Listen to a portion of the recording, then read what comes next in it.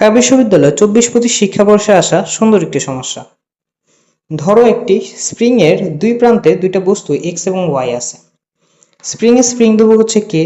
স্প্রিংটিকে যদি 1 সেন্টিমিটার সংকুচিত করা হয় এবং এরপর স্প্রিংটিকে ছেড়ে দেওয়া হয়, তাহলে এক্স বস্তুটি 1 জুল গতিশক্তি পায়।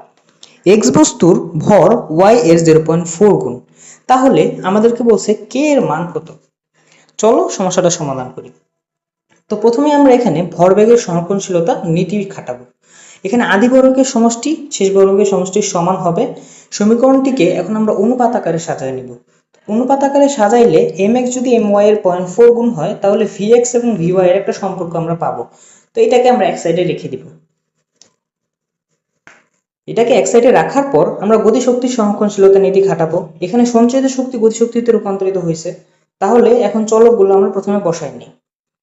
চলকগুলো বসানোর পরে দেখো এখানে হাফ এম বি স্কোয়ারের ভ্যালু হচ্ছে তোমার 1 জুল।